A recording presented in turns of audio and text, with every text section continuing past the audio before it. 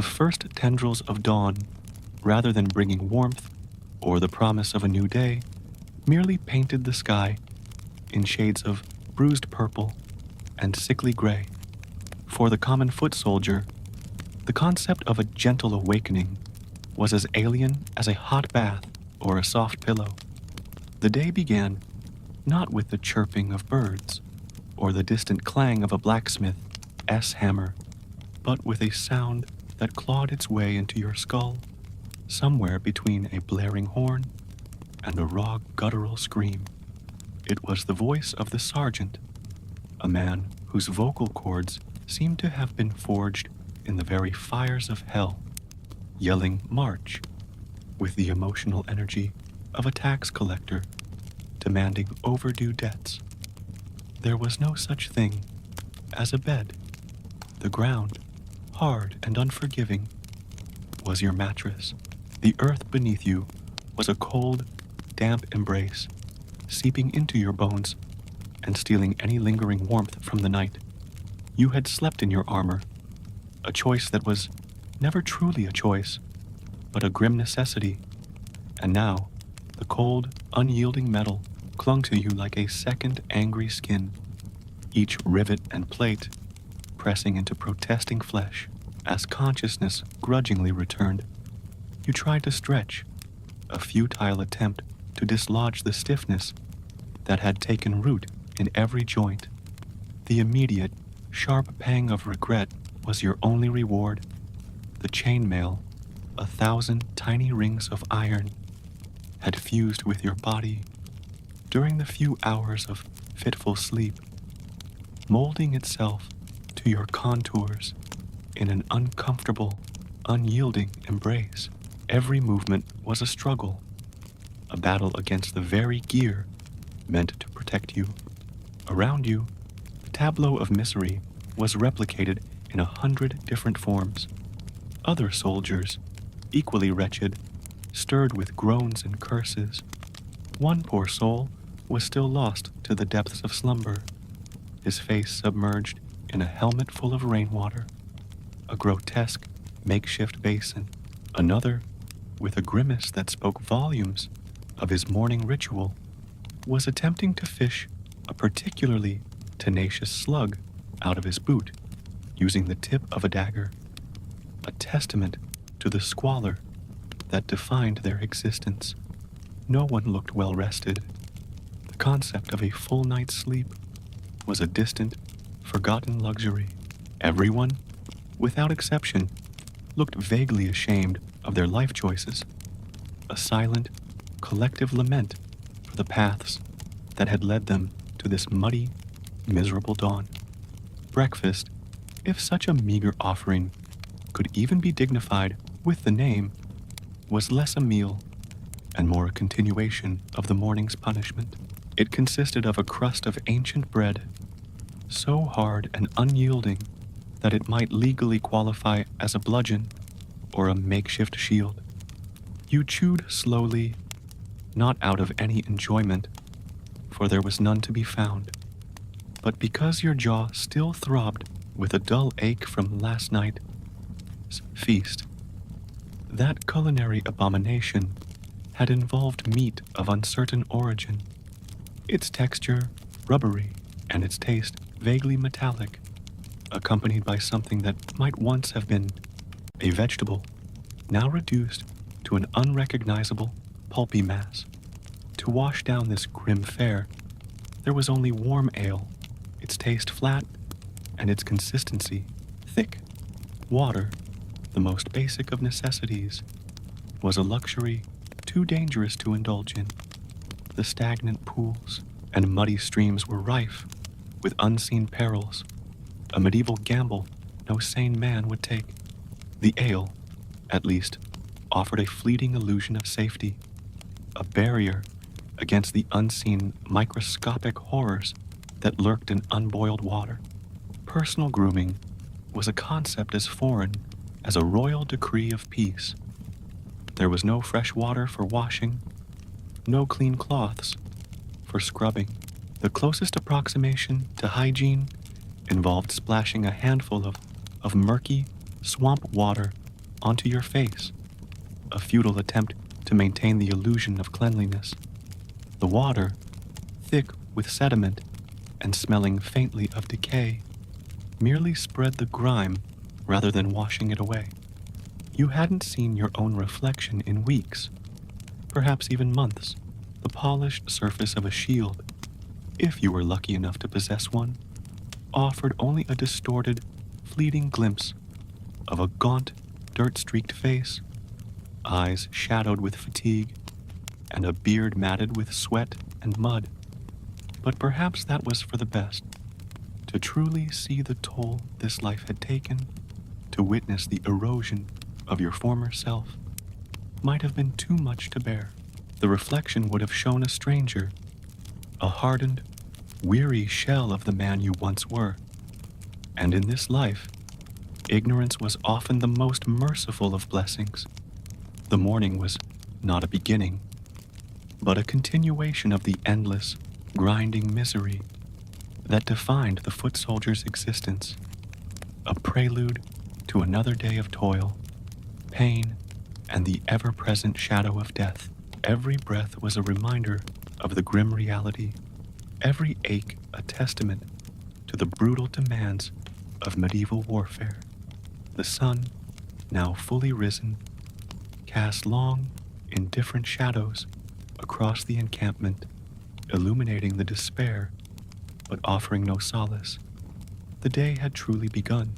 The brief, illusory respite of a meager breakfast was shattered by the inevitable. The command, sharp and unyielding, sliced through the morning air once more. March. It was a word that carried the weight of destiny, a decree from which there was no appeal. You obeyed, not because a sudden surge of patriotic fervor or martial zeal had overcome you, but because the alternative was a fate far worse than the present misery. Desertion, the whispered temptation that sometimes flickered in the darkest corners of a weary mind, meant certain death if caught, or, if you were lucky, a brutal mutilation that would leave you a broken, helpless husk. So, with a sigh that was more a groan, you began to walk, joining the slow, shuffling procession of men, each step a testament to grim resignation. The terrain was less ground and more a thick, viscous sludge of despair. The recent rains, or perhaps the accumulated filth of 1,000 marching armies, had transformed the earth into a treacherous, sucking mire. The mud, a living entity of brown and gray, pulled at your boots with an insidious, relentless grip, as if it yearned to absorb you entirely, to claim you as another forgotten casualty of this endless campaign. Each footfall was a struggle, a Herculean effort to extricate your boot from its slimy embrace, often accompanied by a sickening squelch that echoed the sounds of a dying beast. You paused for a fleeting moment, a desperate attempt to adjust a strap on your ill-fitting pack, or perhaps to shift the agonizing weight of your armor, and immediately a glare sharp and venomous pierced you from the soldier behind. His eyes, narrowed to slits, conveyed a silent accusation, as if your momentary lapse had personally murdered his dog, or perhaps stolen his last crust of bread. In this brutal existence, every man was a rival for the scant resources of comfort and survival, and any perceived weakness was met with scorn. The armor, your supposed protector, was a cruel tormentor. It was not built for walking, let alone for endless, grueling marches through hostile territory. Each plate, each link of chainmail, chafed and pinched, digging into flesh that was already raw and tender. The weight, a crushing burden, bore down on you in all the wrong places, pressing against your shoulders until they screamed in protest, a dull, persistent ache that gnawed at your very spirit. Your inner thighs, rubbed raw by the constant friction of coarse wool and unforgiving metal, formed an insurrection against your continued existence. Each step a fresh agony, the very act of movement became a meditation on pain, a constant reminder of the physical toll exacted by this life. The air around you was a noxious symphony of the ungodly.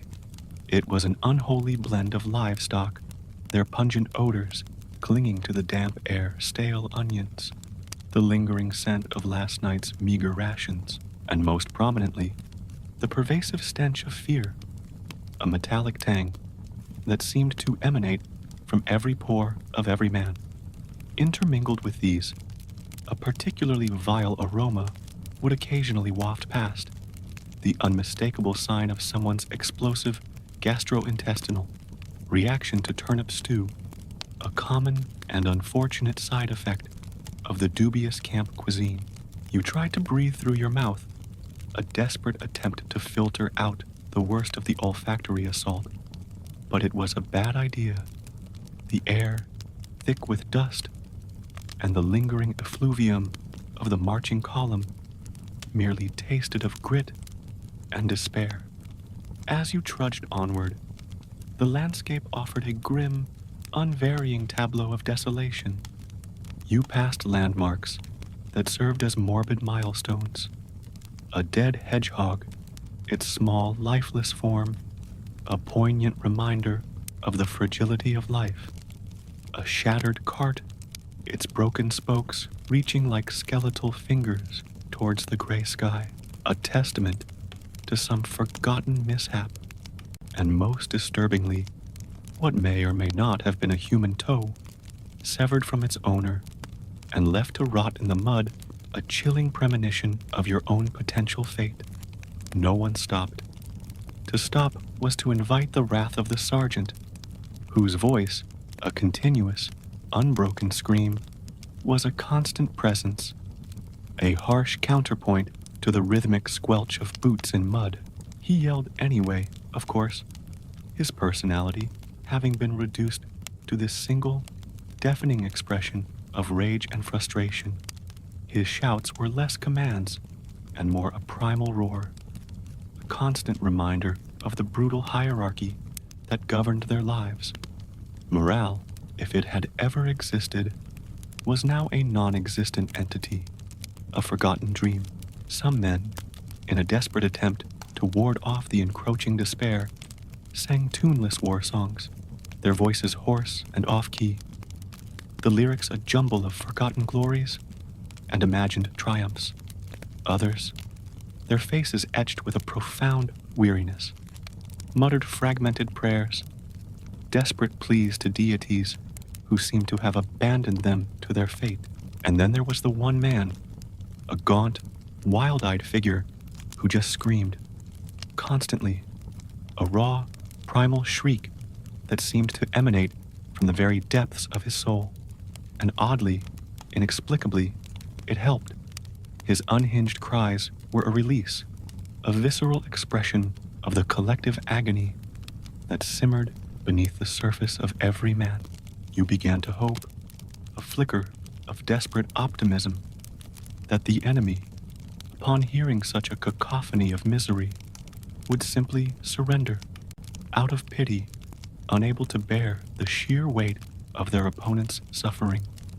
Then, with a jolt of grim realization, you understood that they probably hoped the same about you. It was a shared, universal despair, a common bond forged in the crucible of war. It wasn't even noon, and already you were soaked, not just in sweat, but in the bitter, corrosive essence of bad decisions, each step carrying you closer to an uncertain, terrifying future. The march was an endless purgatory, a slow, agonizing progression towards the inevitable clash, each moment a stark reminder of the brutal reality of their existence. The sun, now higher in the sky, offered no warmth, only a harsh, indifferent light that illuminated the endless, muddy path ahead. After what felt like an eternity, a grueling, soul-crushing march that blurred the lines between reality and a waking nightmare, a faint murmur rippled through the ranks, a distant, almost imperceptible shift in the air, a subtle change in the sergeant's relentless screaming hinted at the end of this particular torment. At last, with a collective, weary sigh that seemed to deflate the very atmosphere, you arrived at the camp. The quotation marks you instinctively knew were not merely a stylistic choice, but an absolute necessity. This was no camp in the traditional sense, no organized haven of respite. Tents, those flimsy canvas promises of shelter, existed, but only for the noble, for the commanders whose delicate sensibilities could not endure the raw, unvarnished reality of the common soldier's existence. For the rest of you, the vast, anonymous mass of foot soldiers, the concept of a designated sleeping area was a laughable fantasy. You claimed whatever patch of mud, whatever slightly less soggy expanse of earth that wasn't actively cursed or already occupied by a corpse or a particularly aggressive badger.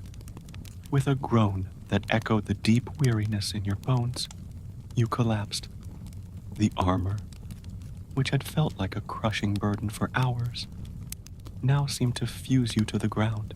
The impact sent a jolt through your exhausted frame, but the relief of ceasing movement, even for a moment, was profound. Beside you, another soldier, equally spent, crumpled to the earth with a similar guttural sound of surrender. Congratulations. You had, in this moment of shared exhaustion, founded a trench neighborhood, a temporary, squalid community built on the bedrock of mutual suffering. The air, already thick with the accumulated stench of the march, now became a truly foul, suffocating blanket. The smells, a symphony of decay and despair, included the cloying dampness of wet wool, clinging to unwashed bodies, the cloying sweetness of rotting stew, a testament to the camp's dubious culinary standards, the pervasive metallic tang of human misery, a scent that seemed to emanate from every pore of every man, and most disturbingly, something undeniably decomposing near the food cart, a constant nauseating reminder of the precarious line between sustenance and sickness. Flies, those ubiquitous, buzzing harbingers of filth, hovered in swarms, their iridescent bodies a shimmering, malevolent cloud. Some, bolder than others, would land on your face, your hands, even your eyelids, their tiny legs tickling your skin. You no longer fought them. The energy required for such a futile battle was a luxury you could not afford. In a strange, desperate attempt to reclaim some semblance of control, you had even named some of them, giving them grotesque, ironic titles like Lord Buzzington or Lady Miasma, a testament to the slow erosion of your sanity. A call, or perhaps just a desperate need, eventually compelled you to seek out the latrine. This, too, was a generous term, a euphemism for a shallow, hastily dug hole that seemed to regret its own existence, its edges already crumbling into the surrounding muck. There was no privacy, no pretense of modesty. Men squatted side by side, their faces averted, their gazes fixed on some distant, imaginary horizon. The smell, a truly biblical stench that assaulted your nostrils and burned your throat, was a potent reminder of the raw, unfiltered reality of their lives. You didn't look anyone in the eyes. The unspoken rule was a mutual agreement to preserve the last vestiges of human dignity. You didn't want them to see your soul fleeing your body, a desperate, silent scream for escape from this endless degradation. Upon your return, a bowl of stew was thrust into your hands.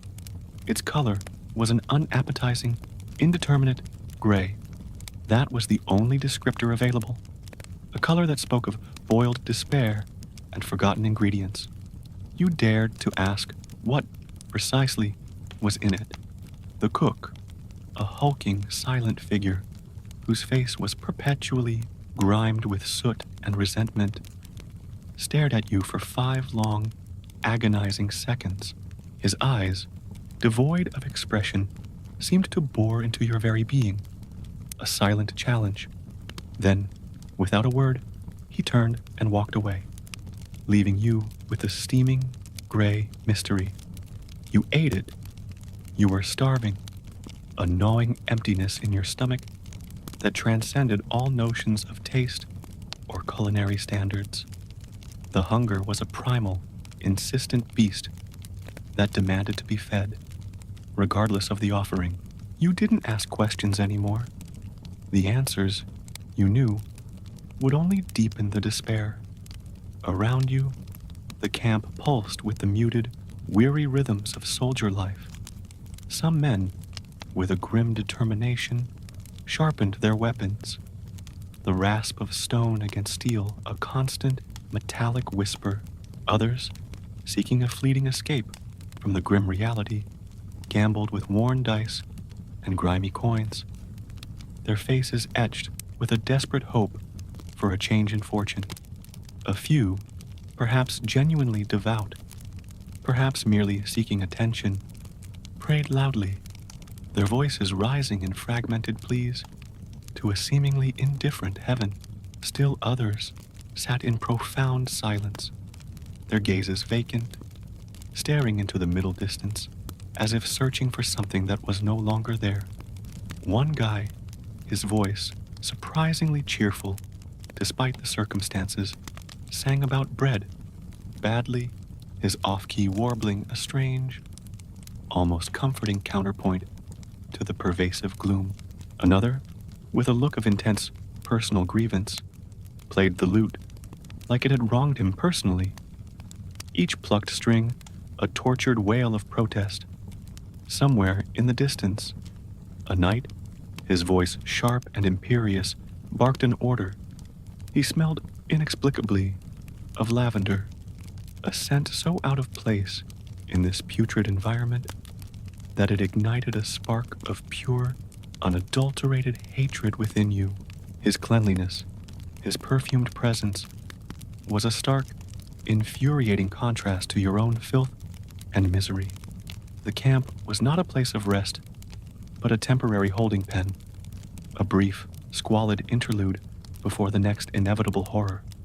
The sun began its slow descent, casting long, distorted shadows across the muddy ground, and with it, the promise of another night filled with the sounds of groans, the stench of decay, and the lingering taste of regret.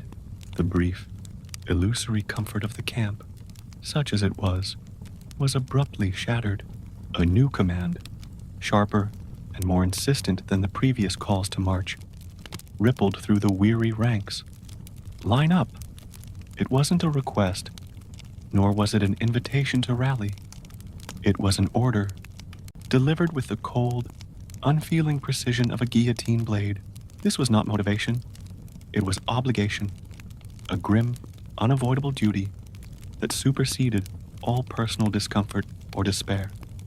With aching legs that felt like leaden weights, and a spirit that felt equally heavy, you dragged yourself into place, joining the ragged, uneven formation of men. Each step was a testament to sheer willpower, a defiance of the body's desperate plea for rest. Then he appeared, the commander. His presence was a stark, almost offensive contrast to the squalor and misery that surrounded you. His armor, polished to a mirror sheen, gleamed under the indifferent sun, reflecting the grim faces of the men before him. His face, clean-shaven and unblemished, bore no trace of the mud, sweat, or fear that was etched into every line of your own. He had never known hunger, never felt the gnawing ache of exhaustion, never endured the indignity of a latrine pit. He had, you were certain, never been punched, never felt the jarring impact of a fist against his jaw, never known the visceral terror of close combat. He was a creature of a different world, a world of privilege and comfort, utterly detached from the brutal reality of the men he commanded. And yet, he addressed you, the weary, the broken, the forgotten, with the condescending air of a disappointed father, addressing his least favorite children, his voice dripping with a feigned concern that rang hollow in the ears of those who knew true suffering. "Today we fight for glory," he bellowed, his voice booming across the makeshift parade ground, a sound that seemed to mock the very concept of glory in this desolate place. The word glory felt alien, a concept utterly divorced from the grim reality of mud, blood, and endless pain. As if on cue, someone near you, a young recruit whose face was already pale with fear, coughed up something animate, a visceral, disgusting expulsion that served as a grim counterpoint to the commander's lofty pronouncements. "For our king, our land, our honor," he continued, his voice rising in a crescendo of manufactured patriotism. Your stomach, already churning with the dubious stew from breakfast, cramped in agreement, a painful, involuntary spasm that seemed to mock the very idea of fighting for such abstract concepts. Look to your brothers. Look to your steel. You glanced sideways. Quick, furtive movement. The man beside you, his eyes wide and vacant, was openly crying, tears carving clean streaks through the grime on his cheeks. Another, perhaps in a desperate attempt to hide his fear, had his helmet on backwards, a pathetic, almost comical sight that only deepened the pervasive sense of despair. These were your brothers indeed, broken, terrified, and utterly unprepared for the horrors that awaited them. He shouted, his voice reaching a fever pitch, "If you die today, you die as heroes." The words hung in the air, heavy with a morbid irony. You suppressed a bitter, desperate urge to ask if you could perhaps die tomorrow, or the day after, maybe as a baker or a farmer, or anything but a nameless casualty in this endless, pointless war. The thought was fleeting, a desperate flicker of dark humor in the face of impending doom. He invoked God, his voice resonating with a self-righteous piety that made your skin crawl. You were fairly certain that God, if he existed at all, had been busy smiting everyone equally this month. A divine indifference that seemed to mirror the commander's own. The concept of divine favor, of a benevolent deity watching over their cause, felt like a cruel joke in a world so utterly devoid of mercy. He ended his impassioned, hollow speech with a dramatic flourish, raising his gleaming sword to the sky, its polished blade catching the sunlight in a blinding flash. "Forward!" he roared, the single word echoing across the field. A final, unequivocal command. Silence. A heavy, oppressive silence descended upon the ranks. No one moved. The command, so grand and sweeping, seemed to hang in the air, unheeded, unfulfilled. For a long, agonizing moment, the only sound was the distant caw of a crow, and then, closer, the wet, explosive sound of someone sneezing. The spell was broken. After several seconds, an eternity, in the face of such a momentous command, someone, a nameless, faceless soldier, shuffled forward, his movements hesitant, almost reluctant. And then, slowly, grudgingly, the rest of the men followed, a wave of reluctant humanity propelled forward, not by courage or conviction, but by the unspoken, primal fear of being singled out, of being volunteered for something even worse than the battle itself. The commander's speech, meant to inspire, had only served to highlight the vast chasm between the glorious ideals of war and its brutal, inglorious reality. It was a performance, a hollow spectacle, designed to maintain the illusion of control. But beneath the polished armor and the booming voice, the fear and despair of the common soldier remained a silent, unyielding testament to the true cost of glory. The march towards battle had begun anew, not with a roar, but with a reluctant shuffle, each step a further descent into the abyss. The commander's hollow pronouncements still echoed in the air, a fading promise of glory that felt increasingly distant with every step. Now, the sergeant's voice, raw and hoarse from endless screaming, cut through the growing tension. Form ranks. This was the moment, the critical juncture, where the amorphous mass of weary, terrified men was supposed to transform into a disciplined, unyielding wall of steel. What followed, however, was less a display of military precision and more a chaotic, desperate scramble, akin to herding a flock of panicked goats through a narrow gate.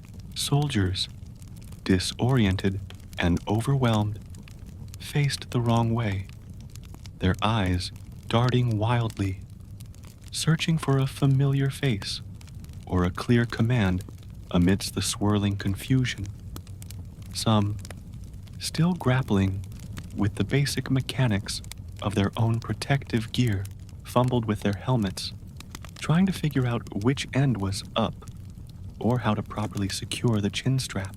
One man, a bewildered figure who seemed to have wandered in by mistake, clutched a pitchfork, its prongs glinting incongruously amidst the swords and spears, a stark reminder of the civilian lives they had been ripped from.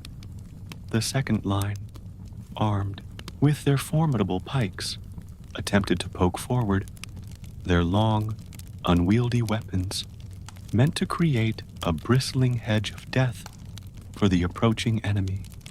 But in the swirling chaos, their efforts were tragically misdirected. They poked more allies than enemies, eliciting yelps of pain and curses from their own comrades, a grim testament to the disarray that permeated the ranks. Shields, meant to be held aloft as a bulwark against incoming projectiles, were held backwards, their defensive capabilities rendered useless.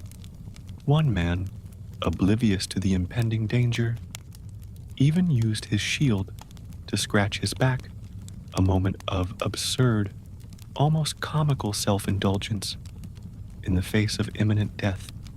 You found yourself standing next to a bard, or at least someone who looked vaguely like one.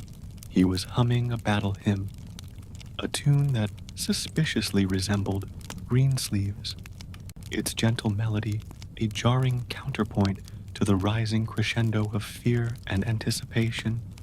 His presence, a fleeting touch of the absurd, offered a momentary distraction from the grim reality. Behind you, a chilling sound, both theatrical and deeply unsettling, reached your ears.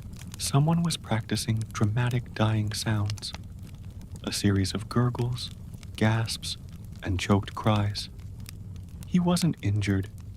He was just preparing, rehearsing his final moments, a macabre anticipation of the inevitable. In the distance, the cavalry, the elite of the army, looked majestic, their powerful war horses, sleek and muscular, stamped and snorted, their breath pluming in the cool morning air.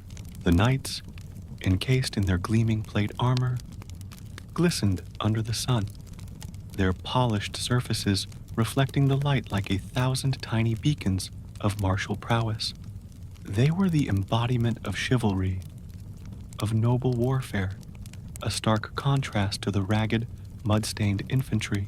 You, on the other hand, smelled like fermented despair and borrowed armor, each piece of your gear a testament to the countless, nameless soldiers who had worn it before you. Your armor was dented, scratched, and stained, a grim tapestry of past battles and forgotten skirmishes. The air grew heavy with anticipation, a palpable tension that vibrated through the very ground beneath your feet. The shouts of the sergeants, once a constant, irritating drone, now took on a desperate urgency, their voices cracking with the strain of trying to impose order on the burgeoning chaos. The rhythmic thud of approaching footsteps, the distant clang of metal, and the low, guttural roars of the enemy began to filter through the din, each sound a chilling harbinger of the violence to come. The line, though still ragged and imperfect, had at least taken some semblance of form. Men stood shoulder to shoulder, their shields interlocking, creating a fragile wall against the encroaching tide. Fear, a cold, insidious serpent, coiled in your gut, tightening its grip with every passing second. You swallowed hard, your throat suddenly dry, your hands, clammy with sweat, tightened around the hilt of your sword. The familiar weight of the steel, a small, cold comfort. You tried to remember your training, the endless drills, the shouted commands, the practiced movements. But in the face of this overwhelming reality, it all seemed to dissolve into a hazy, indistinct blur. The only thing that mattered now was the man beside you, and the man beside him, a fragile chain of humanity linked by shared terror and the desperate hope of survival. The sun, now higher in the sky, beat down relentlessly, its warmth a cruel mockery of the cold dread that permeated your very being. The dust, kicked up by thousands of shuffling feet, hung in the air, a choking, gritty haze that obscured the view of the enemy, making them seem like spectral figures emerging from a nightmare. The sounds of the battlefield, once distant and abstract, now grew louder, more distinct, a cacophony of shouts, roars, and the chilling, rhythmic beat of war drums. The air crackled with an almost unbearable energy, a volatile mixture of fear, adrenaline, and the primal instinct for survival. This was it, the moment of truth, the culmination of endless marches, of meager meals, of sleepless nights spent shivering in the mud. The line was formed, however imperfectly. The men stood ready, however reluctantly. The battle, the bloody, brutal dance of death, was about to begin. You took a deep, shuddering breath, the air tasting of dust and fear.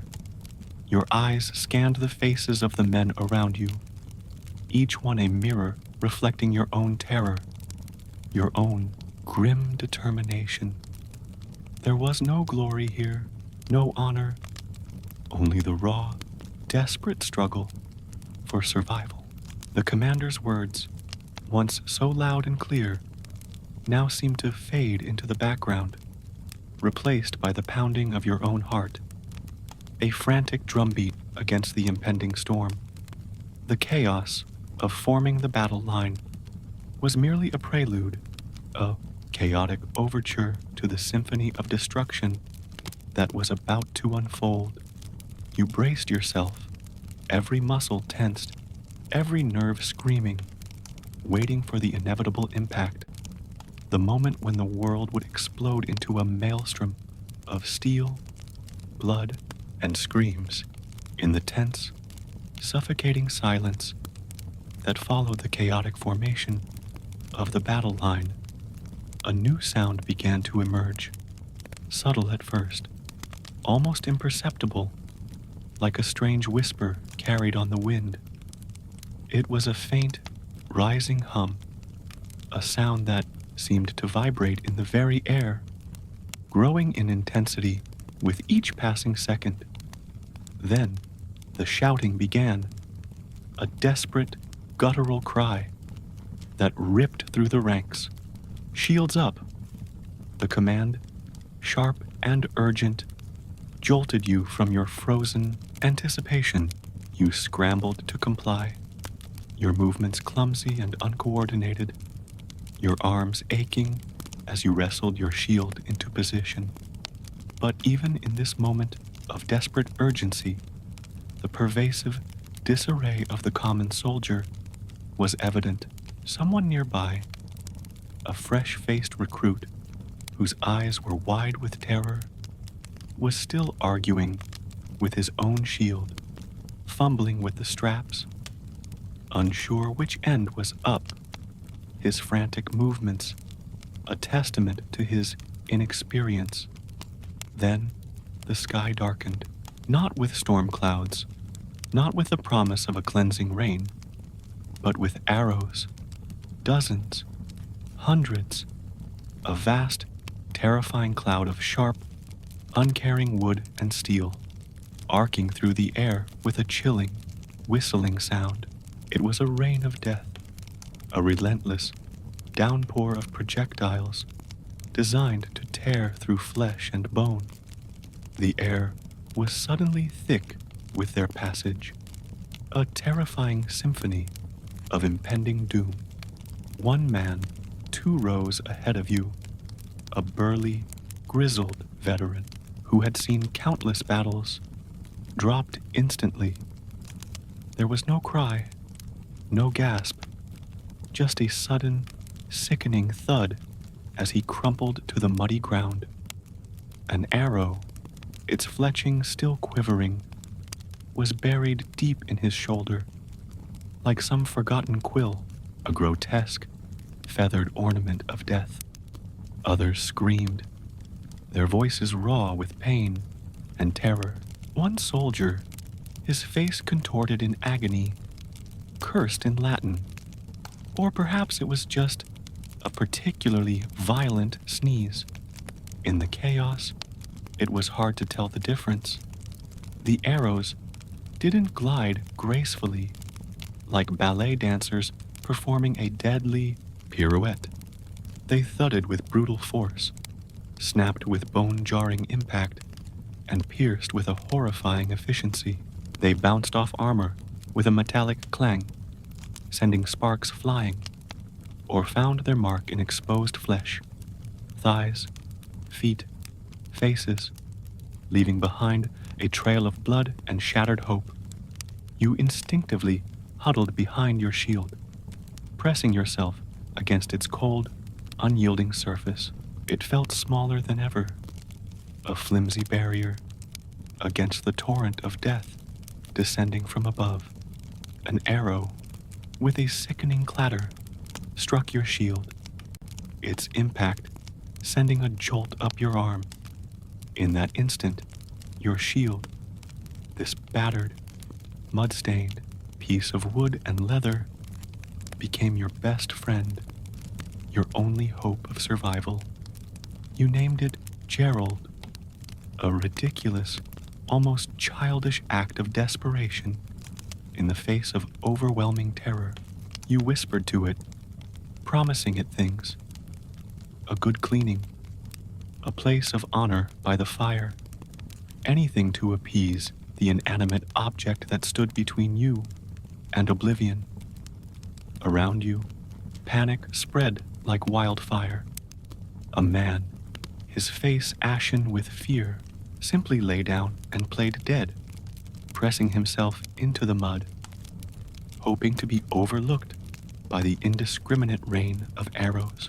It wasn't a terrible strategy, you conceded, a desperate, almost animalistic instinct for self-preservation. Then came the second volley, a fresh wave of whistling death. There was no calm now, no semblance of order. Veterans, their faces grim and their eyes haunted, mumbled mantras, ancient prayers, or desperate curses, their voices barely audible above the din. Recruits, their youthful faces contorted in terror, openly cried, their sobs swallowed by the roar of the battlefield. Someone else, his mind clearly broken by the sheer horror of it all, simply turned and ran in the opposite direction, a futile, desperate dash towards an unknown fate. You stayed low, pressing yourself even further into the mud, making yourself as small a target as possible. Gerald, bless his uneven shape and his mud-caked surface, kept you breathing, a silent, steadfast guardian against the storm. But even as the second volley began to thin, a chilling realization dawned upon you. The arrows, as terrifying as they were merely the prelude. You knew what was next, what always came after the archers had softened the enemy ranks. No more arrows. Now came the real horror, close combat. The thought sent a fresh wave of icy dread through your veins. The impersonal, distant terror of the arrows was about to be replaced by the visceral, intimate horror of hand-to-hand fighting, a brutal, bloody dance where every man was a weapon and every blow could be your last. The air, still thick with the smell of fear and the metallic tang of blood, seemed to vibrate with the unspoken promise of imminent violence. The sounds of the battlefield, once a distant hum, now coalesced into a terrifying roar, a symphony of screams, clanging steel, and the rhythmic thud of approaching footsteps. The brief respite offered by the archers' assault was over. The true battle was about to begin.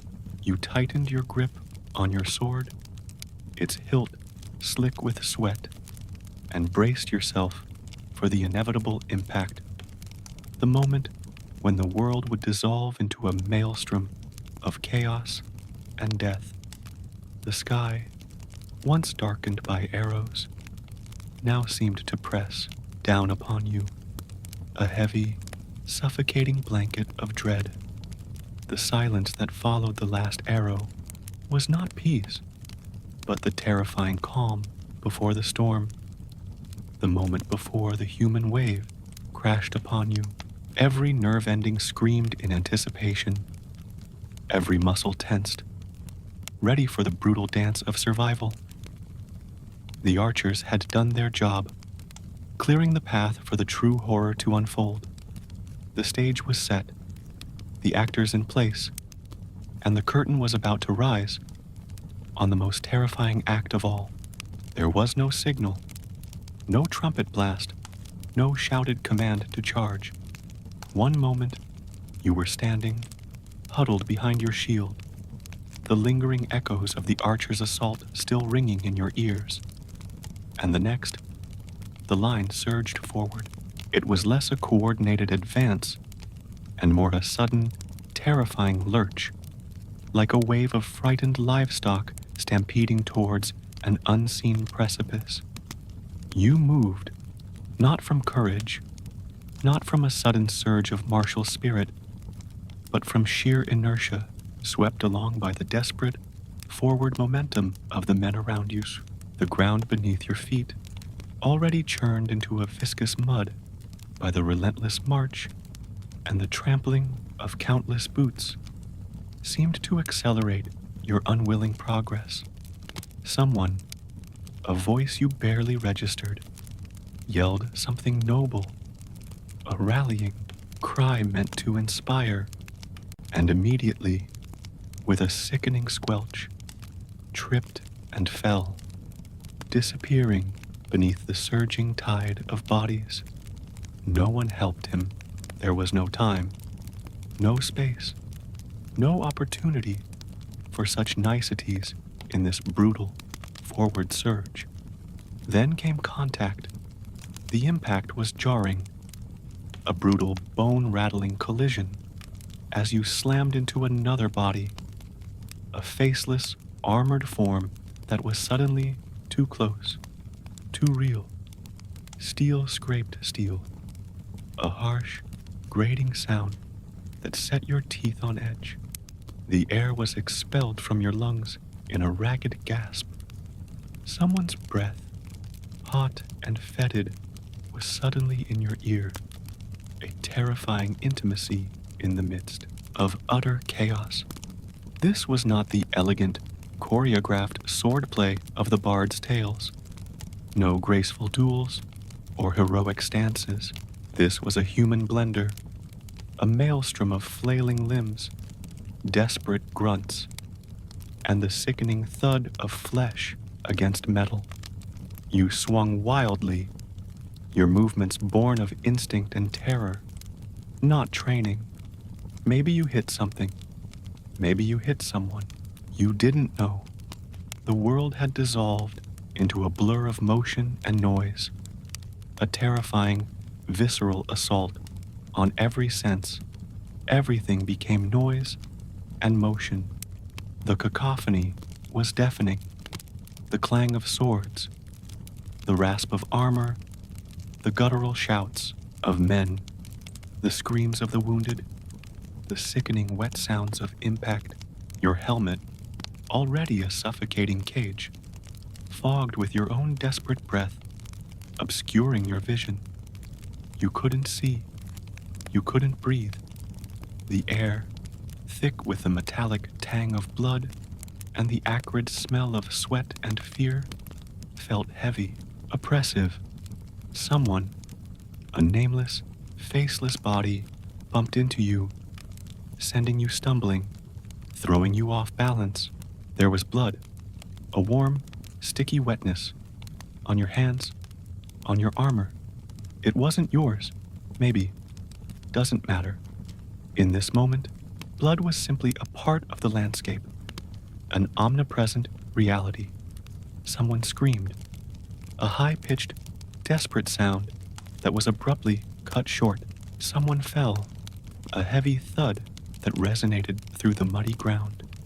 You tried, desperately, to remember your training, the endless hours spent practicing with wooden swords, the shouted commands of the drill sergeants, but it all amounted to a single, brutal, undeniable truth. Swing hard, don't die. It was a simple, primal directive, stripped of all pretense and complexity. You followed that advice with a desperate, animalistic fervor. You swung, you flailed, you tried, with every fiber of your being, not to get stabbed, not to become another nameless casualty in this churning vortex of violence. Occasionally, you stabbed. You thought the act was so quick, so brutal, so devoid of thought or intention, that it was hard to be certain. It was a blur of motion, a desperate, reactive dance of survival.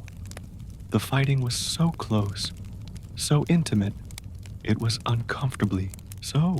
You could smell the man in front of you, the enemy whose face was obscured by a helmet, whose body was a blur of motion and steel, onions and fear, a strange, almost comical combination of sense that would forever be etched into your memory. You hoped, with a desperate silent prayer, that you were hitting enemies, that your desperate flailing was contributing to the collective effort. But at this point, you'd settle for not hitting your own foot, for not becoming a casualty of your own clumsy, desperate movements.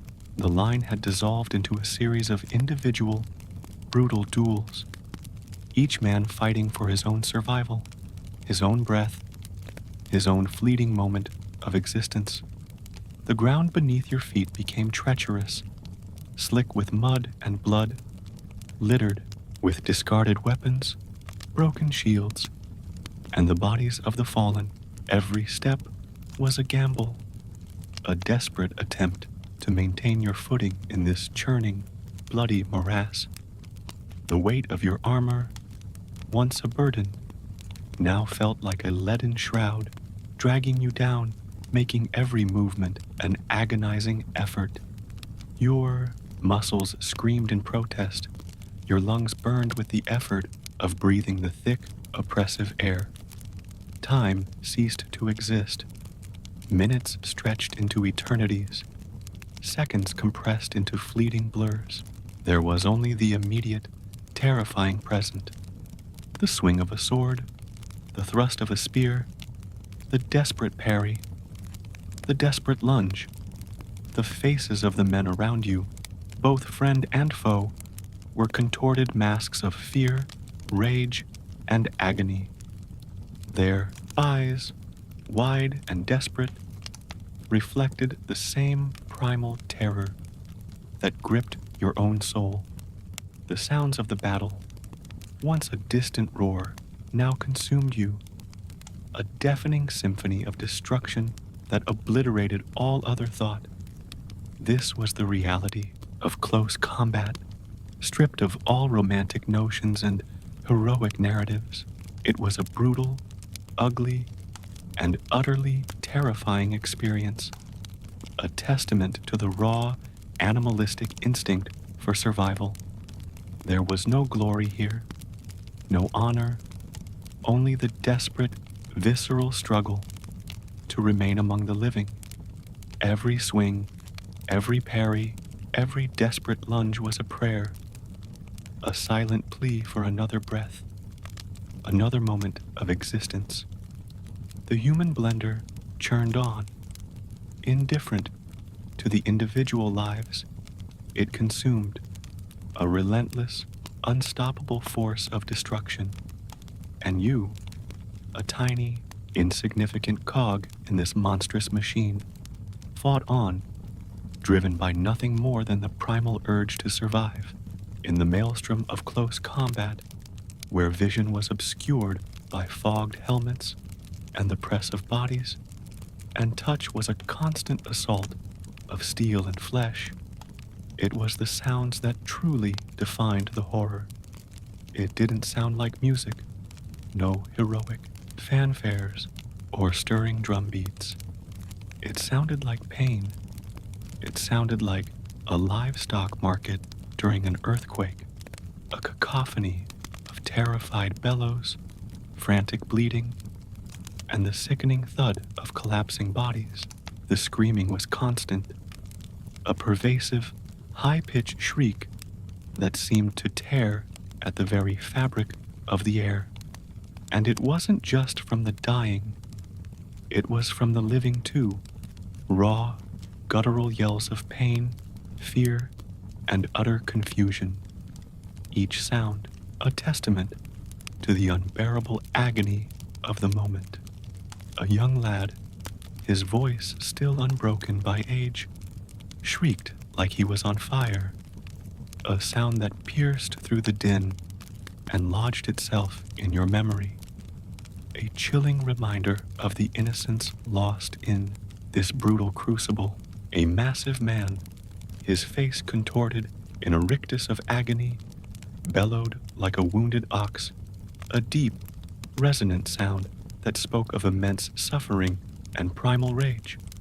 Somewhere, amidst the chaos, another voice, strained and hoarse, muttered, "Hold the line," with the hopeless energy of a man yelling at the ocean, a futile attempt to impose order on the surging, uncontrollable tide of battle. No one listened. No one could hear. The individual voices were swallowed by the overwhelming roar of the conflict, a single, monstrous entity of sound. Then came the wet sounds. These were the truly horrifying ones, the sounds that burrowed deep into your subconscious and refused to leave. The squelch of boots in things that used to be people, a sickening, sucking sound that accompanied every step. The soft splat of something biological being crushed, a grotesque percussion that punctuated the rhythm of the fighting, the slurp of mud mixed with blood, a viscous, chilling sound that spoke of the earth itself, drinking deeply of the carnage. These were not movie sounds, no sanitized dramatic effects, designed for entertainment. These were permanent memory sounds, etched into your mind with the searing intensity of a brand, destined to haunt your dreams for years to come. Your ears rung, not from injury, not from a direct blow, but from sheer overload, a sensory assault that pushed your auditory limits to their breaking point. The world became a distorted, muffled echo, a terrifying symphony of screams and squelches. You reacted on instinct, your body moving with a primal, unthinking efficiency. Your brain, overwhelmed by the sheer horror, had checked out, retreating into a protective shell, leaving only the raw, animalistic urge to survive. If you had hoped for a dramatic moment, a heroic monologue before your glorious, tragic fall, forget it. Here, people died quietly, in the mud, by accident, sometimes by their own side, their last breath a silent gasp, swallowed by the deafening roar of the battle. There was no grand farewell, no final words of defiance, only the brutal, unceremonious end. Every sound was a reminder of the fragility of life, the thin veil that separated existence from oblivion, the metallic clang of steel on steel, once a symbol of strength and protection, now sounded like the desperate clatter of a dying machine. The shouts of men, once filled with purpose, were now reduced to primal screams of terror and agony. The very air vibrated with the energy of death, a chilling hum that permeated every fiber of your being. The ground beneath your feet, once solid and dependable, now felt like a shifting, treacherous morass, each step a gamble against unseen horrors.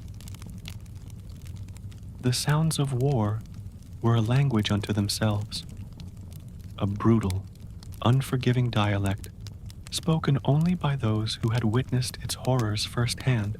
It was a language of pain, of fear, of desperation, a language that transcended words and spoke directly to the primal instincts of survival. And in this terrifying symphony, you were but a single, insignificant note, struggling to maintain your own fragile melody amidst the overwhelming cacophony of destruction. The battle raged on, a relentless, unceasing assault on every sense, and the sounds, the terrible, unforgettable sounds, would forever be etched into the deepest recesses of your memory, a constant, chilling reminder of the day you walked through hell. Amidst the grinding, visceral chaos of close combat, a new sound began to emerge, a deep, resonant rumble that vibrated through the very ground beneath your feet. It started subtly, like distant thunder on a summer's day, a low, persistent growl that slowly, inexorably grew in intensity. Then, through the swirling dust and the momentary gaps in the melee, you saw them. They appeared on the flanks, a majestic, terrifying spectacle. The cavalry, war horses, massive and powerful, their muscles rippling under their hides, thundered across the field, their hooves pounding the earth with a rhythmic, terrifying beat. Armored knights, encased in gleaming steel, sat astride them, their banners flying proudly in the wind, a vibrant splash of color against the grim backdrop of the battlefield. From a distance, they looked glorious, a vision of chivalry and martial might, a painting brought to life. But up close, the illusion shattered. Up close, they were not glorious. They were just chaos with hooves, a terrifying, unstoppable force of destruction. The horses, magnificent beasts though they were, did not care who was in their way, friend or foe, formation or footmen. It made no difference to their thundering charge. Their eyes, wide and rolling with the primal fury of battle, saw only the path ahead, and anything that obstructed it was simply an obstacle to be trampled.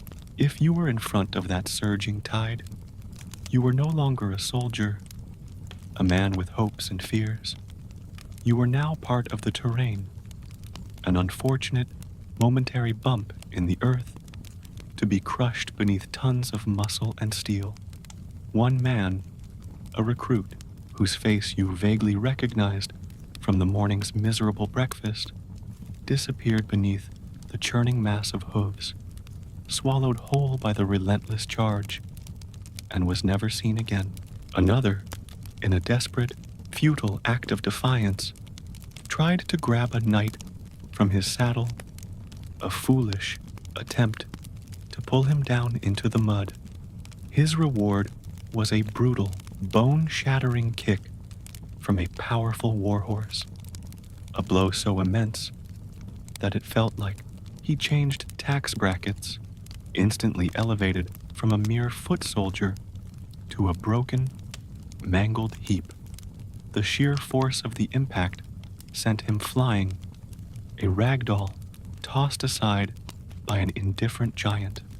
Not all knights, despite their gleaming armor and noble bearing, were graceful.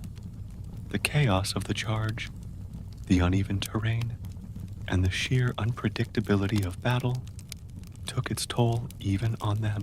Some fell, their heavy armor clanking as they hit the ground.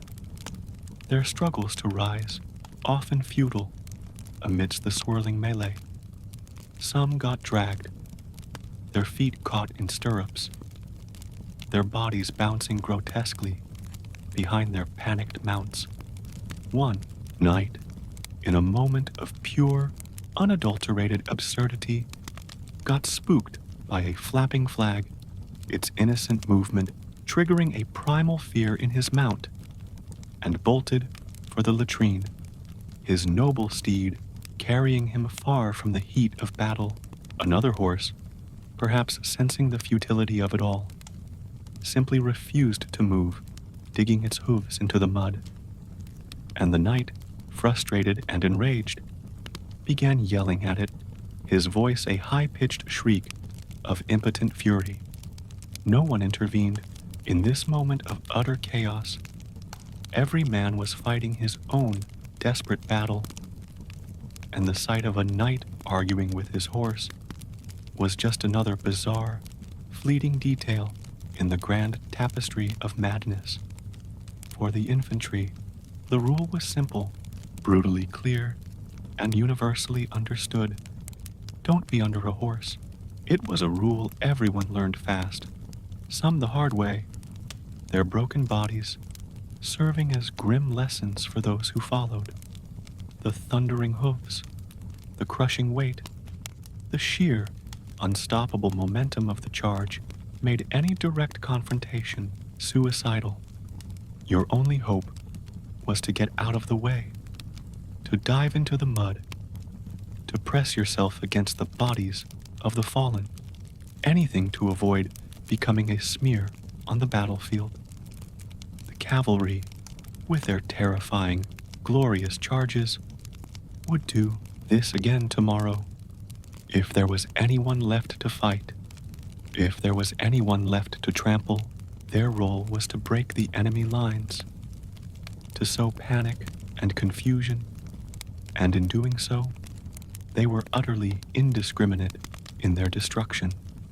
The ground continued to tremble with the force of their passage, a constant, low thrum that resonated in your chest. The air, already thick with dust and the stench of blood, now carried the acrid smell of horse sweat and the metallic tang of fear, the screams of the trampled, the shouts of the knights, the thunder of hooves. It all merged into a single, overwhelming roar that threatened to shatter your very sanity.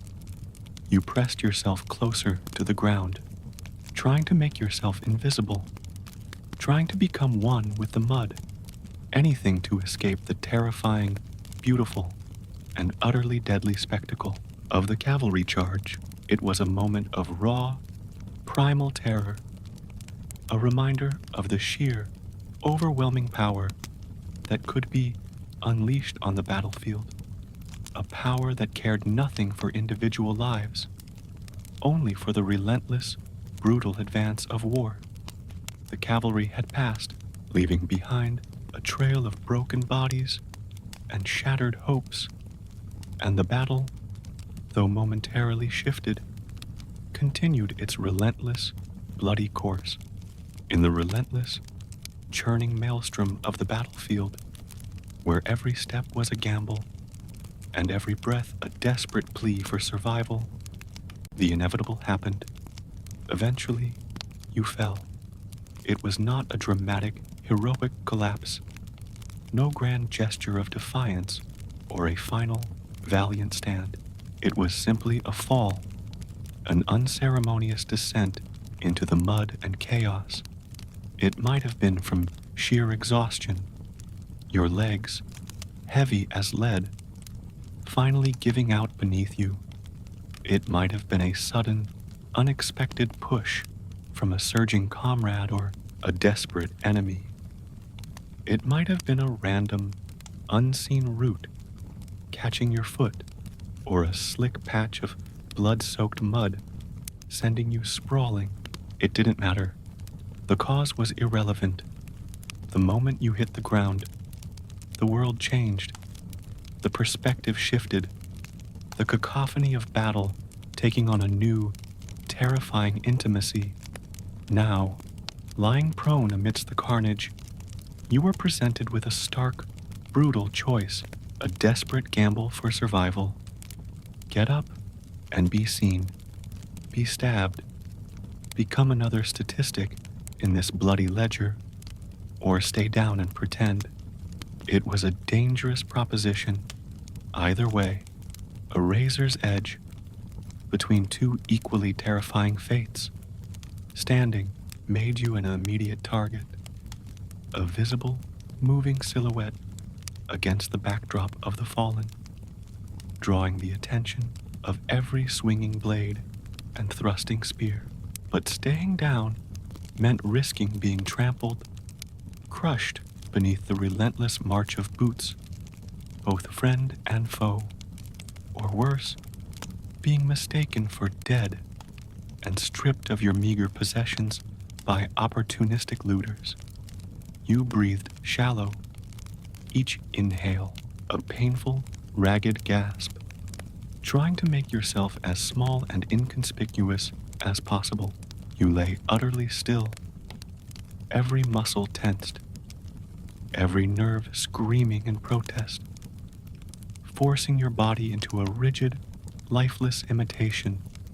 The mud, cold and thick, seeped into your armor, chilling you to the bone, but you dared not move, dared not even shiver. The stench of blood, sweat, and fear was overwhelming, a suffocating blanket that pressed down on you. Someone, a nameless, faceless soldier, dropped next to you, his body hitting the ground with a dull thud. He didn't move. You tried not to look, tried not to acknowledge the grim reality of his fate, for to do so would be to acknowledge your own precarious position.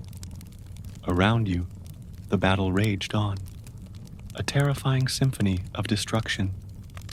Steel clashed against steel, a relentless, grating sound that vibrated through the very ground.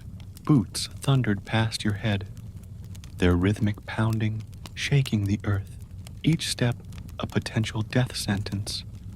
Arrows hissed through the air, their deadly whispers a constant reminder of the unseen dangers that still lurked above. You became the field, a silent, unmoving part of the landscape, blending in with the fallen, hoping to be overlooked, forgotten, invisible. Time stretched, an agonizing eternity measured in heartbeats and desperate breaths. The sounds of battle, once deafening, slowly began to recede, fading into a dull roar. Then a distant murmur. The clanging of steel grew less frequent, the shouts less urgent. The thundering of boots became sporadic, then ceased altogether. When it was quiet again, when the noise had finally faded into a haunting silence, you dared to lift your head, slowly, cautiously, your eyes scanning the desolate landscape. You were alive. The realization hit you with a sudden, overwhelming force, a wave of dizzying relief that threatened to overwhelm your senses. You were covered in grime, a thick, pervasive layer of mud, dust, and the unidentifiable detritus of battle. There was blood, both yours and others, streaked across your armor and skin, and perhaps, if you were unlucky, someone else's breakfast, a final, grotesque indignity. But you were alive. That was all that mattered. No one noticed your resurrection. No one cared. The battle had moved on, the living pursuing the living, leaving the dead and the feigning dead behind. And that was fine. More than fine. That was victory. A small, personal triumph in a world of overwhelming defeat. To have survived, to have cheated death, even for a moment, was a victory in itself. You pushed yourself up, slowly, painfully, your muscles screaming in protest, your body a symphony of aches and pains. The world spun for a moment, then righted itself. You were still here, still breathing, still fighting. The dead man's bluff had worked. You had played your part, and for now, you had won. The sun, now beginning its slow descent towards the horizon, cast long, eerie shadows across the battlefield, illuminating the grim aftermath of the day's carnage. But for you, for this moment, there was only the profound, overwhelming relief of being alive, a silent, desperate prayer of thanks for another breath, another chance to face the horrors of tomorrow. The deafening roar of battle had finally subsided, replaced by a haunting, oppressive quiet. The screams, once a constant, piercing symphony of agony, had faded into a chorus of groans, a low, guttural murmur that rose from the muddy, blood-soaked ground. The air, thick with the metallic tang of blood and the acrid smell of fear, now carried a new, even more potent stench. The sickly sweet odor of death, mingling with the pervasive reek of human waste and decaying organic matter. Flies, drawn by the carnage, swarmed in thick, buzzing clouds, their incessant drone a grim counterpoint to the moans of the wounded. Then the medics arrived. This was another term used with a generous, almost cruel irony. These were not the skilled healers of legend, no gentle hands or soothing words. These were men with knives and a terrifying, almost pathological optimism, their faces grimed with dirt and their eyes hardened by countless horrors. They moved through the battlefield, stepping over bodies, their movements efficient and dispassionate. Wounds were poked, prodded, and examined with a brutal frankness that offered no comfort. Limbs shattered beyond repair or festering with infection were lost with a swift, decisive cut. The screams of the victims echoing across the desolate landscape, the sight of a man's arm being severed with a rusty saw, his desperate cries swallowed by the vast indifference of the battlefield, was a common occurrence, a grim testament to the primitive state of medieval medicine. You sat, a silent, numb observer amidst the carnage, your own body a symphony of aches and pains, your mind a blank canvas of exhaustion. Whether you were wounded or simply numb from the sheer horror of it all, it was hard to tell. A barber surgeon, his hands stained with blood and his breath reeking of stale ale, knelt before you. His eyes, surprisingly, held a flicker of something akin to concern. "We'll see," he muttered, his voice gruff, as he examined a particularly nasty gash on your arm. The words offered no comfort, only a chilling uncertainty. Then, with a casualness that bordered on the grotesque, he sterilized a needle by showing it to a candle, the flickering flame barely touching the metal. The sight, the sheer disregard for basic hygiene, was enough to send a fresh wave of terror through your already frayed nerves. You screamed, loudly, a raw, primal sound that tore from your throat, a desperate protest against the inevitable pain, against the brutal reality of your existence.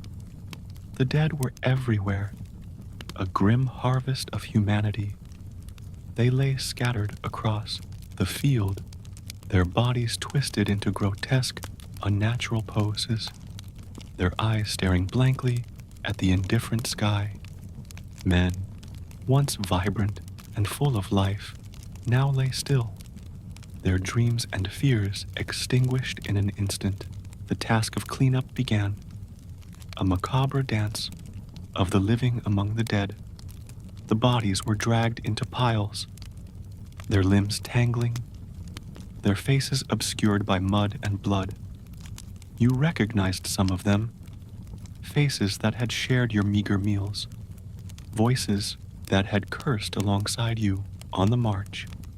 You pretended you didn't, a desperate act of self-preservation, for to acknowledge their humanity was to acknowledge your own precarious mortality. Looters, a grim, opportunistic breed, moved through the piles of the dead, their eyes scanning for anything of value, a glint of metal, a sturdy pair of boots, a half-eaten crust of bread, anything that could be salvaged from the wreckage. You joined them, your own sense of morality, long since eroded by the brutal realities of war. "Sorry, Gregor," you muttered to a lifeless form, his face still contorted in a silent scream as you unlaced his sturdy boots. "But you don't need them anymore." The act was devoid of malice, simply a pragmatic necessity in a world where survival trumped all other considerations. One man, a silent, stoic figure, sat quietly amidst the carnage, a javelin still impaled in his arm, its wooden shaft protruding grotesquely from his flesh. "It's mine now," he said, his voice flat, devoid of emotion, as he stared at the weapon that had nearly ended his life. No one argued. His claim, born of a grim, personal victory, was understood and respected. By nightfall, the field was quieter. The groans had lessened. The screams had ceased. But it was not peace. It was merely exhaustion, a profound, bone-deep weariness that settled over the land like a shroud. The moon, a pale, indifferent orb, cast long, distorted shadows across the battlefield, illuminating the grim aftermath of the day's carnage. The air, still heavy with the stench of death, seemed to hum with the lingering echoes of violence. The living, those who had survived, huddled together, their faces grim, their eyes haunted by the horrors they had witnessed. The longest day was finally over, but its scars, both visible and invisible, would remain, a permanent testament to the brutal reality of medieval warfare.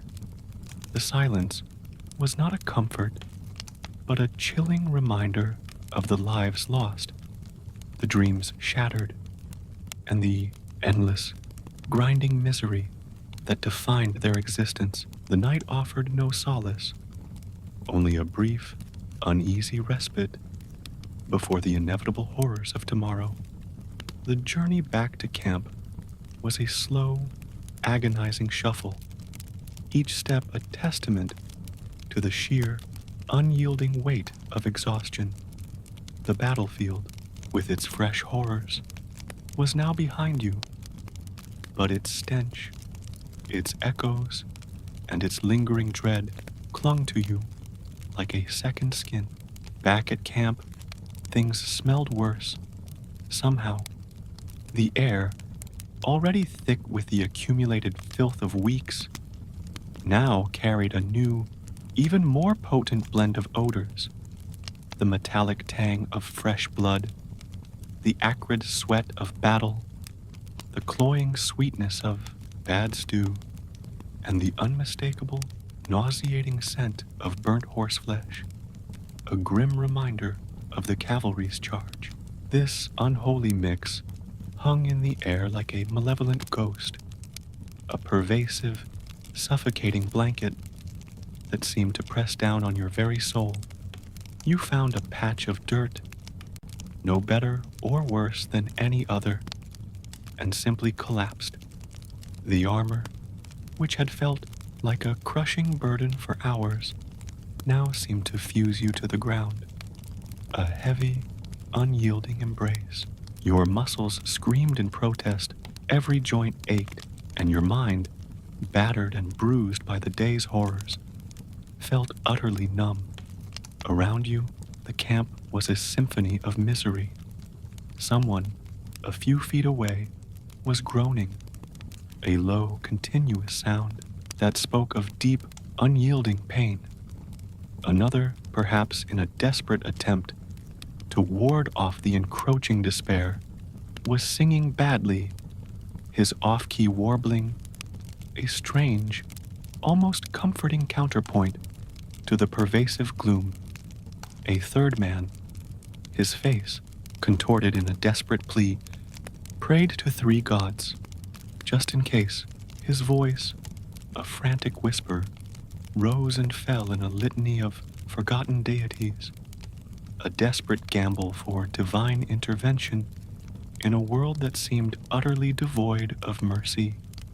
The cook, his face grimier than usual, served something that legally wasn't food. It was a gray, unidentifiable slop, its texture slimy, its taste vaguely metallic, but you ate it, every last spoonful. Shame, that fleeting, fragile emotion, had disappeared hours ago, lost somewhere in the mud and blood of the battlefield.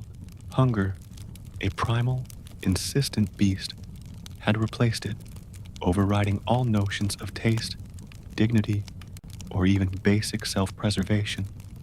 You ate because you had to, because your body, battered and bruised, demanded sustenance, however meager, however disgusting.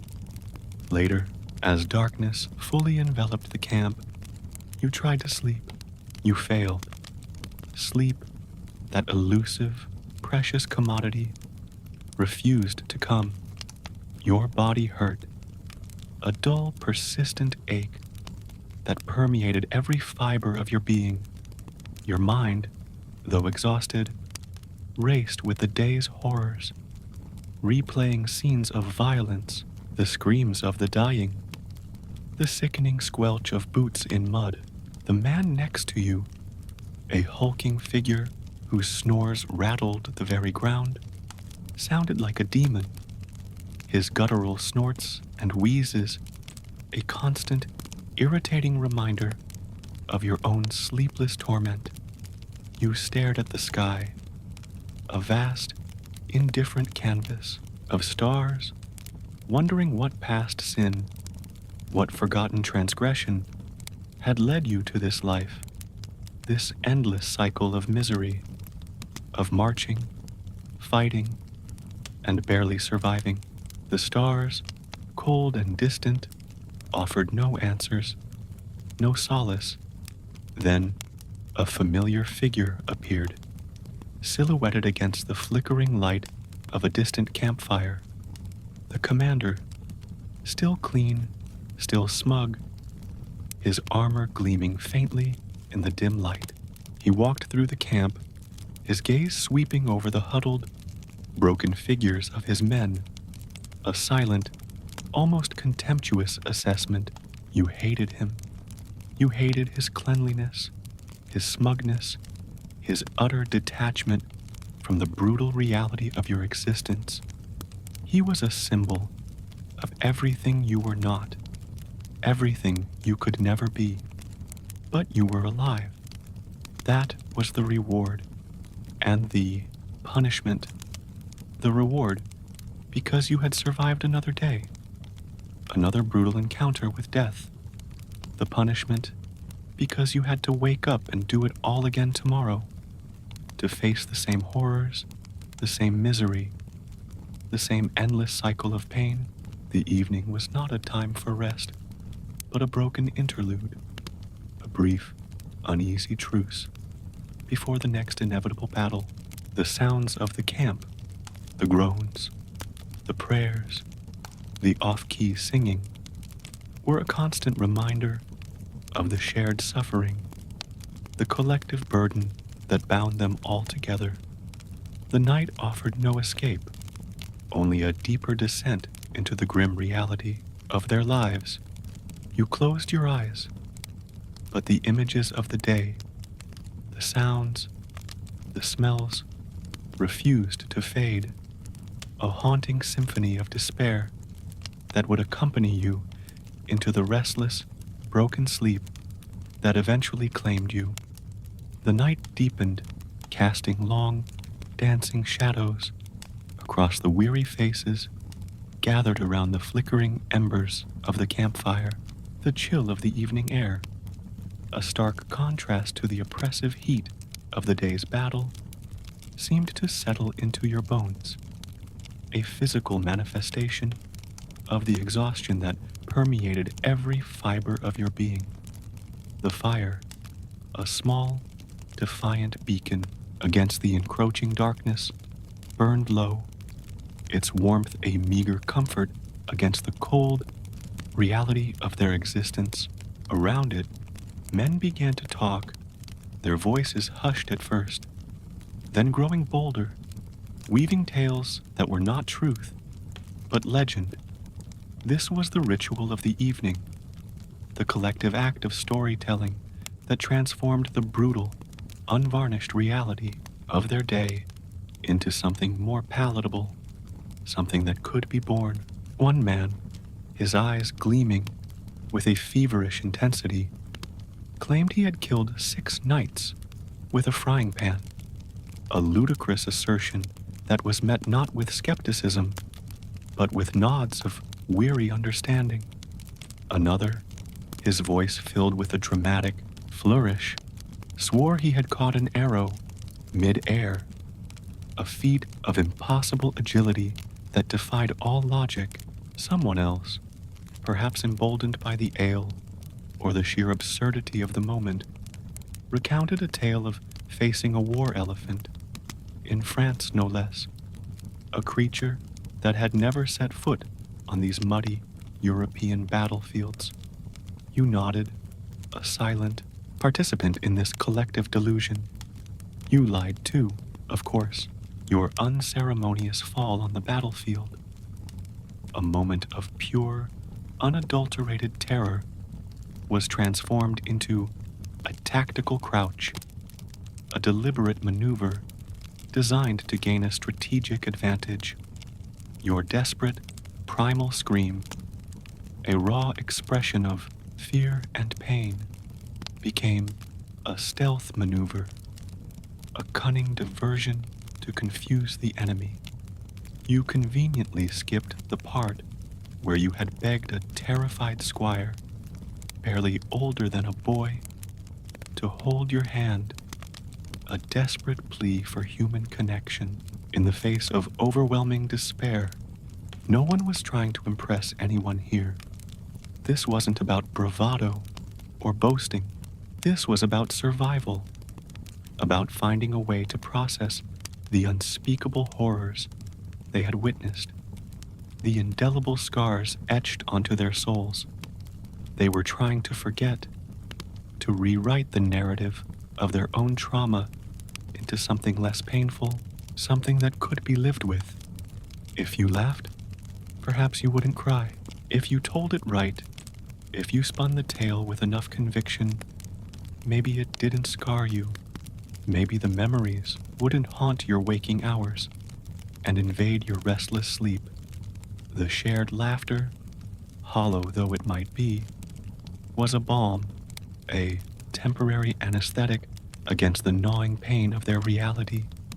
Someone, a figure shrouded in the dim light, began to play a lute. Badly, each plucked string was a tortured wail, each note a discordant protest against the very concept of melody. But no one minded. In fact, the sheer ineptitude of the performance was almost comforting, a reminder that even in this brutal world, there was still room for imperfection, for something that was simply, gloriously bad. The music, if it could even be called that, was a shared experience, a collective sigh of relief that transcended the need for artistic merit. And then there was bread, a crust of it, perhaps, or a few stale crumbs, but it was bread nonetheless, and warmth radiating from the dying embers of the fire. And most importantly, there were men who understood, men who had seen the same horrors, felt the same fear, endured the same pain, men who, without a single word, knew the unspoken truths that lay beneath the fabricated legends. That was enough. For tonight, the battlefield was a distant memory, its horrors momentarily banished by the flickering firelight and the shared camaraderie. For tonight, the screams of the dying were replaced by the gentle crackle of burning wood and the low murmur of voices. For tonight, the stench of blood and fear was masked by the faint aroma of smoke and stale ale. For tonight, they were not soldiers, but simply men, huddled together against the vast, indifferent darkness, clinging to the fragile threads of their humanity. But the legends, the embellished tales of impossible bravery and improbable victories, were more than just a coping mechanism. They were the seeds of a new reality, a way to reclaim agency in a world that had stripped them of all control. They were building a mythology, not for the history books, but for themselves, a narrative that allowed them to survive, to endure, to find meaning in the senseless brutality. Each exaggerated feat, each impossible escape, was a brick in the wall they were building around their shattered psyches, a defense against the encroaching madness. And as the fire dwindled to glowing embers, and the last of the stories faded into the night, a quiet understanding settled over the camp. They were survivors.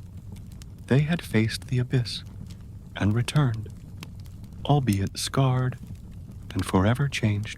The trauma would remain, a silent companion, but tonight, under the indifferent gaze of the stars, they had found a way to transform it, to mold it into something that could be carried, something that could be shared. The legends they spun were not just lies, they were a testament to the resilience of the human spirit, a desperate, defiant act of creation in the face of utter destruction. Tomorrow, the sun would rise again, bringing with it the renewed promise of pain, of marching, of battle.